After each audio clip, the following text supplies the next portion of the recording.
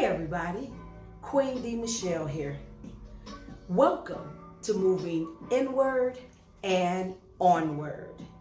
I appreciate you stopping by. This week, we're moving deeper inward. The title of this episode is, Are You Flowing or Are You Zoning?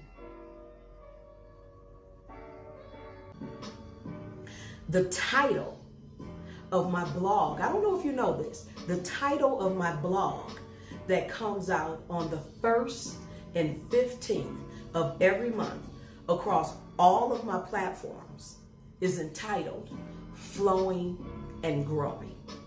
Matter of fact, my very first book, Considerations, A Guide for Moving Abroad, anytime I autographed that book for someone, I would inscribe on the inside, keep flowing and growing. Love, Queen. Many would equate flowing to being in the zone. Both are high energy states of beingness. However, there's a stark difference between those two states of being. Being in a zone is singular, isolated to an event that is occurring. One can be in the midst of creating and zone out, or be in their own world, unaware of things that's happening around them because they're in that zone, right? We have all experienced being deeply focused on a project or creation or thought or person that we begin to have tunnel vision for that thing. We are in a zone. Okay. Being in flow, however, is being in alignment with the universe. Your ego is in the back seat and your soul self is in the front seat driving. It's an enveloping state of being. Your timing is perfect when you're in flow. Your connections with others around you is purposeful when you're in flow. You readily read signs and energy with ease when you're in flow. Your intuition is heightened. You just know.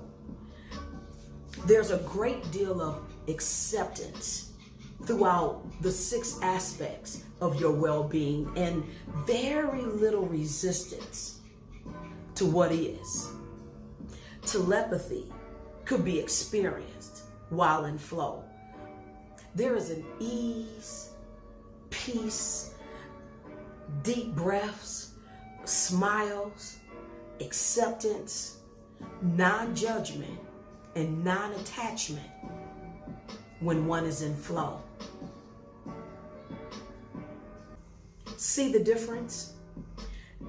Now, are there times that I get in a zone? Absolutely I do. I'm quite productive and appreciate those times for what they are.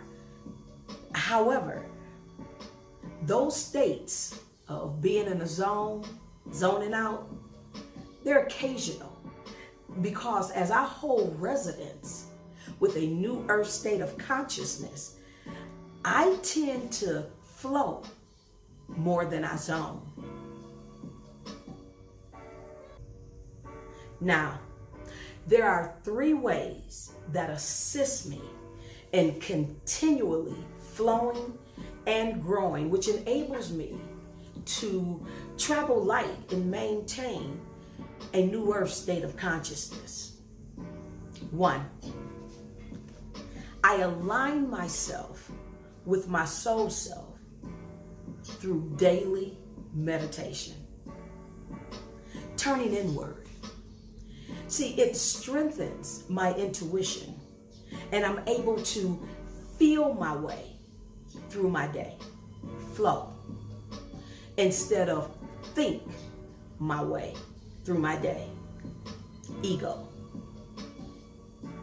2, I consistently look for signs of confirmation that I am flowing.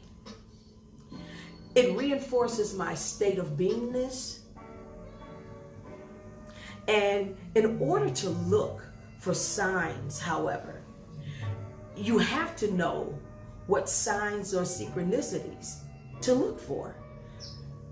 Understanding the language of the universe, which I do and I teach, is essential. And then 3, you know how wonderful it is to be in a relationship that's built on trust, right? Well, the third way to keep flowing and growing is to trust. I often, or you've often heard me state, that the only true relationship in existence is between you and you. Trust yourself. My final say on determining whether you are flowing or zoning is this: both are good states of beingness to be in. However, flowing is a practiced state of being, and one that is obtainable on a consistent basis when you meditate daily, understand the language of the universe, and trust your soul self to lead, guide, and direct you to your highest and greatest good. Now, next week, we move onward as I discuss chapter 2 from my book, Considerations, A Guide for Moving Abroad. It's entitled, Consider Finances. So I'll see you next week. And until then, remember, one light, one love.